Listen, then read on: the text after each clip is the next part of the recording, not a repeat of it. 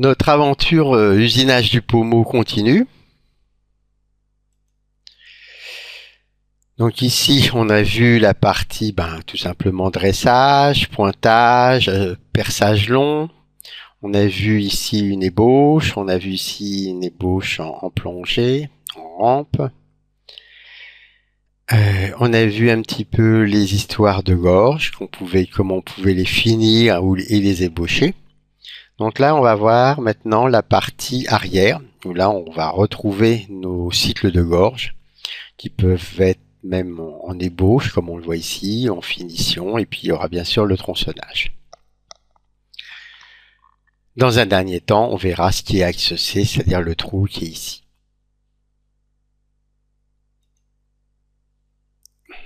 On voit bien dans l'usinage, avec l'outil neutre ici, l'arrière, on va avoir ici, on aura donc un escalier, et cet escalier, après, il faudra le finir.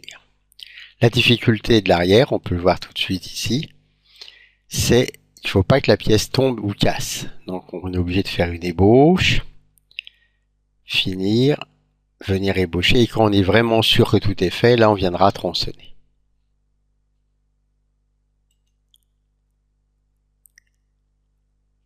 Tronçonnage qu'on voit ici, finition et tronçonnage.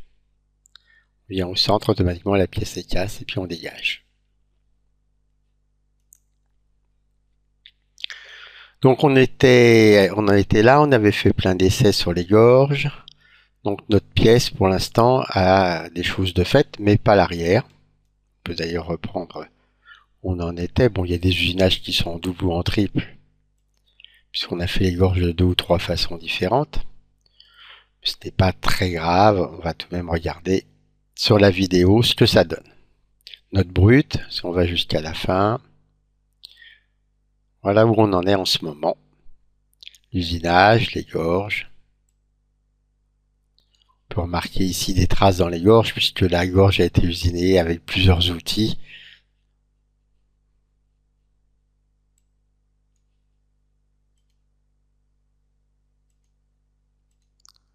L'autre fois, on continue.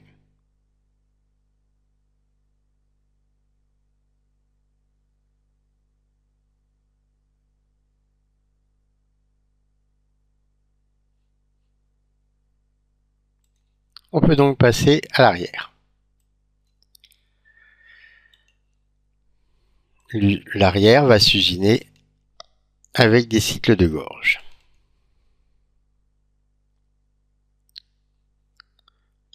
Cycle complet, on a plusieurs passes à faire. On monte le brut.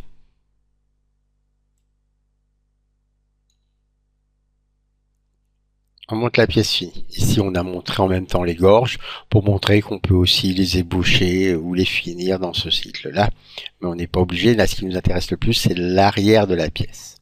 Particularité de cette arrière de pièce, c'est que si vraiment j'usine jusqu'au bout de la ligne rouge, la pièce est coupée. On est en cycle d'ébauche. On a considéré ici qu'on pouvait prendre 2 mm à chaque fois. L'outil, on allait chercher l'outil 7, c'est-à-dire un outil à gorge classique de largeur de 2, rayon 0,1. Au niveau des paramètres de coupe, comme d'habitude, on va récupérer ceux qui sont donnés, mais il faut renseigner cela, si on veut du 0,07 ou du 0,01. Les options, s'il y a besoin, on les changera.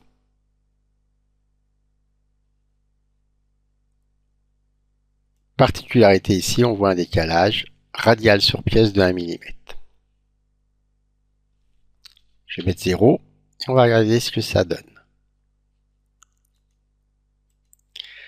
Donc, voilà, on voit bien comment l'outil usine et descend. Il descend donc juste ici. On voit le point piloté à gauche, P3, et c'est bien l'autre côté qui usine, donc il calcule en fonction de la largeur de la plaquette. Il faut bien sûr renseigner précisément dans CATIA.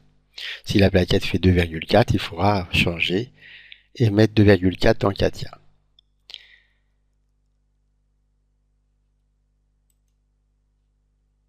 Décalage radial, c'est les rayons de 1 mm.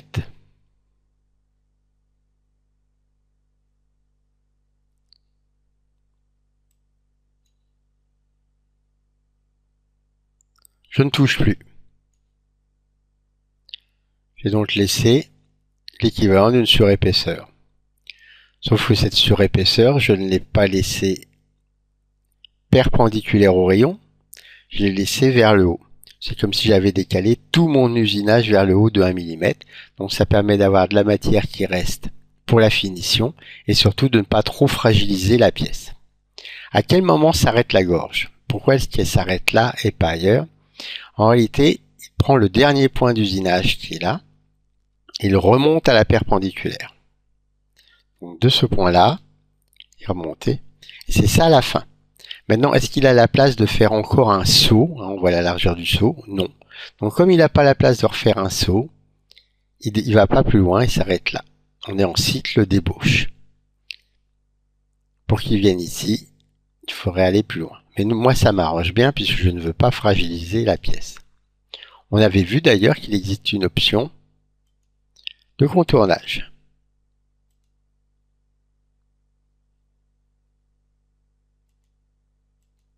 Dans ces cas-là, j'ai l'usinage en ébauche et la finition, toujours décalée de 1 mm. Alors on voit que le décalage, en vert, là c'est le point piloté. Voilà. Ici, le côté gauche correspond à la perpendiculaire de ce qu'il y a ici. Il considère que c'est un cycle de gorge. Ce n'est pas un tronçonnage arrière. Donc dans une gorge, il lui faut un côté à gauche. La limite gauche la plus, c'est celle-ci. Une limite droite, c'est celle-ci. Et il n'ira jamais, on voit ici, il dépasse jamais la limite droite avec l'outil. Et il dépasse jamais la limite gauche avec l'outil. Donc les limites extrêmes sont toujours respectées puisqu'on est dans un cycle de gorge. Donc l'astuce là de laisser 1 mm de surépaisseur, on n'est pas obligé de le faire, mais on est sûr que la pièce ne cassera pas.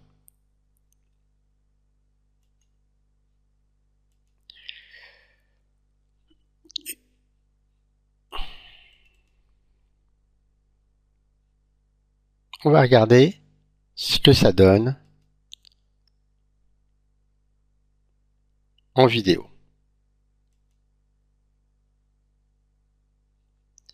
On a bien une ébauche ici. Bon, avec finition, je pourrais la supprimer, la finition. Le contournage. Ce que j'aimerais, c'est que cette gorge-là, ici, soit plus large. Ici, je voudrais que, voilà, ici, que ça décale. Ou je veux ici usiner un peu plus loin. Alors, si j'usine un peu plus loin, je vais dépasser l'extrémité de la sphère.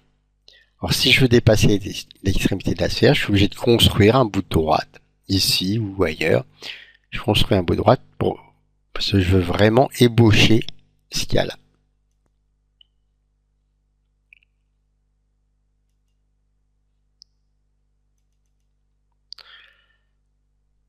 À nouveau,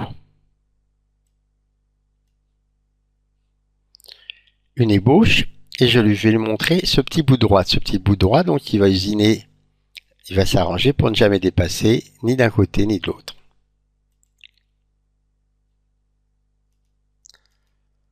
Comme le petit bout de droite fait moins de 2 mm, il ne peut faire qu'une passe. Je demande le contournage final pour qu'on voit mieux.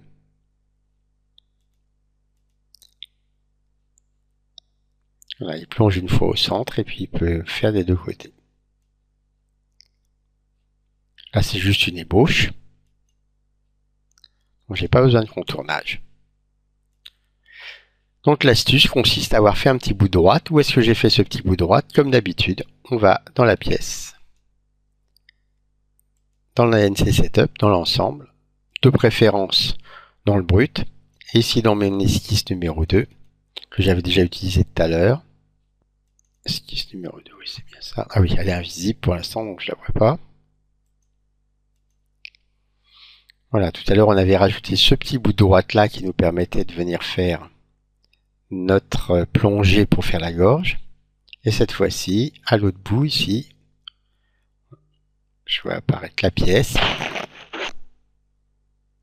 Et sur la pièce, ici, j'ai mis un petit bout de droite. J'en ai mis aussi un deuxième d'ailleurs qui me sert pas beaucoup, mais Et c'est ce petit bout de droite que j'ai mis qui touche le cercle. On voit bien ici le haut, il touche le cercle. Plus ce petit bout de droite va être long, plus ça va me faire une ébauche importante.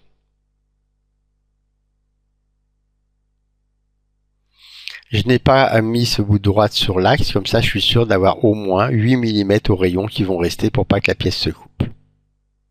Donc ici je mets la largeur suffisante pour être sûr de pouvoir venir tronçonner ma pièce sans souci. Je sors, mise à jour. La mise à jour est faite.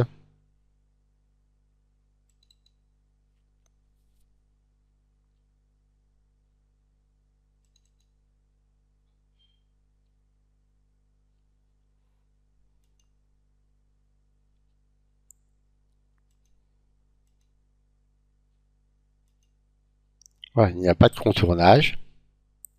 Je vais cacher le bruit parce que gêne beaucoup.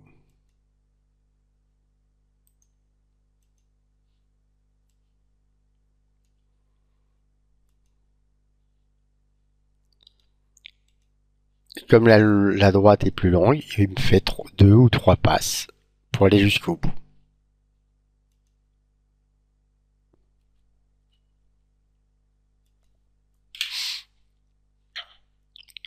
Une fois qu'on a tout ébauché, on va finir. Donc pour finir, finition de profil de tournage. Deux possibilités, donc je viens faire un tronçonnage arrière. Le tronçonnage arrière, c'est une finition de profil. Celle-ci. Frontal, arrière. Avec l'outil à gorge de 2,2. Et j'ai montré comme surface la demi-courbe. Donc première possibilité pour tronçonner.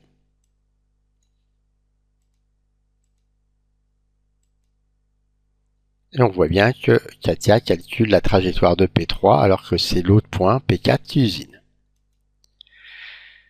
Maintenant, si je ne veux pas utiliser la finition de profil, mais que j'ai pris une finition de gorge, dans ce cas-là, ça marche. Pourquoi ça marche? Parce qu'une gorge, il lui faut une largeur. Quand on fait un dressage habituel, on est juste dans un axe, donc on a du mal. Alors qu'ici, on commence à un Z et on finit à un autre Z. Donc il y a bien une largeur d'usinage. Donc puisqu'il y a une largeur d'usinage, il accepte de le faire.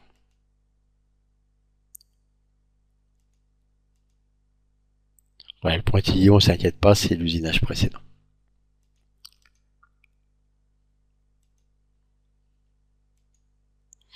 Bien sûr, ici, il faut des fois régler les gardes, les recouvrements, les dégagements, de façon à ce que là, notamment, le dégagement se fasse vers le haut et non pas vers l'extérieur. Donc l'angle de départ, ou plus exactement l'angle de dégagement, sont très importants. Là, comme ça, nous avons vu comment usiner entièrement la pièce jusqu'à la couper.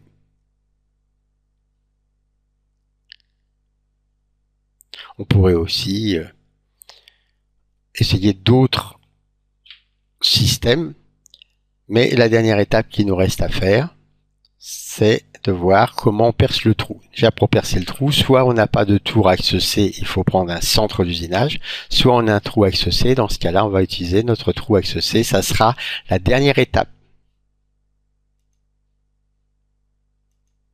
À bientôt pour cette dernière étape.